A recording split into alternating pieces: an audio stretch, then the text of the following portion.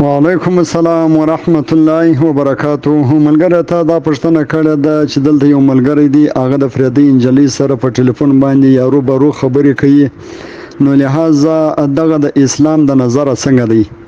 ملګری دا د اسلام د نظره سخت حرام او ناروا ناجایز دی. د فریدي ښځې سره خبرې کول، د فریدي انجلۍ سره خبرې کول، هغه ته کتل او بدنظري کول، هغه وده ته کتل، د ده هغه ته کتل، دا سخت حرام دی، ناروا دی، ګناه کبیره ده. بلکې نبی علیه الصلاة والسلام ته الله تعالی فرمایي په قرآن پاک کې 2 آیاتونه دي، و د خپلو امتیانو ته ووایه، و د نارینه‌وو ته چې ښځو ته کتل مه کوه، د خپل نظرونه کښته ساتئ، او دغه رنګه و د ښځو ته ووایه د خپل امت چې د خپل نظرونه کښته ساتئ، و نارینه‌وو ته کتل مه کوئ.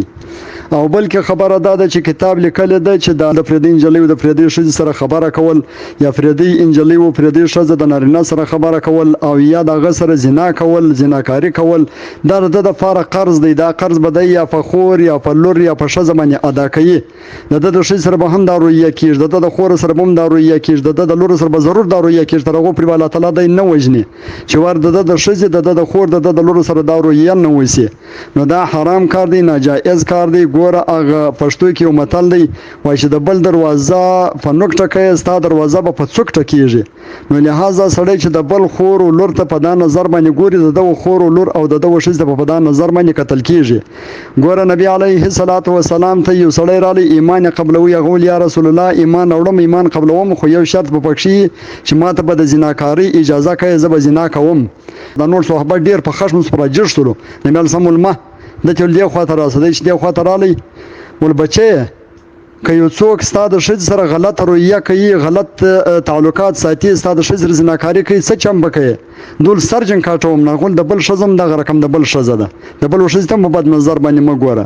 ول چې ستا د لور سره څوک غلط تعلق ساتي، ته څه چم به کوې؟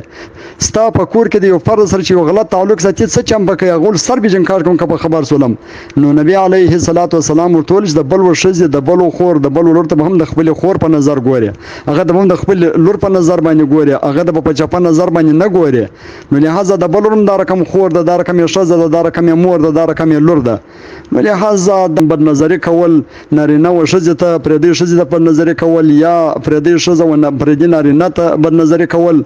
ګوره دا نبی علیه الصلاة والسلام فرمایي چې په ورځ د قیامت او په جنت کې الله تعالی د خپل ځان و د انسانانو ته ښکاره کوي، دیدار ورسره کوي د انسانان.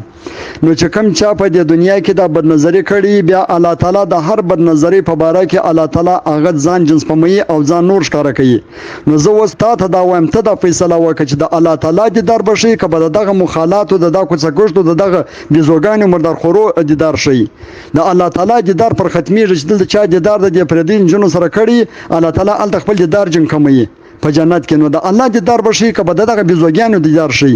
د دې د بیزوګانو خو فرق ولا بلاک سته، ځکه چې په کوڅو کې ګرځي بیزوګانې دي، په کوڅو کې چې ګرځي دې ته مخالات چرګې په عربي کې وایي، و دې ته کوڅهګشت چرګې په عربي کې وایي. د خدای دپاره دا بدنظري مه کوئ، او دغه زناکاري مه کوئ، او د فریدي ښځو سره په ټلیفون باندې، په موبایل باندې خبرې مه کوئ.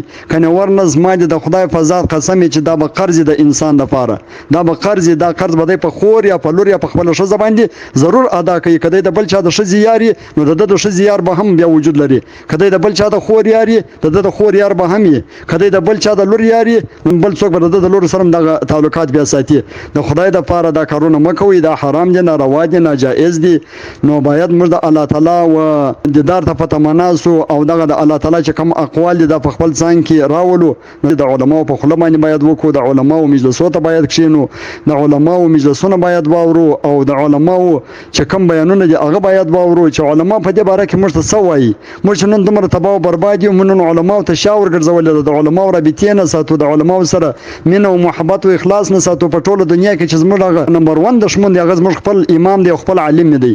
نو لهذا دا حرامه طریقه ده. مختصرا مجلس درته وکړئ، په دې کې په ګنټو بیان دی. نو الله تعالی دې پر دې خبرو باندې عمل کولو توفیق را نصیب کړي. والسلام.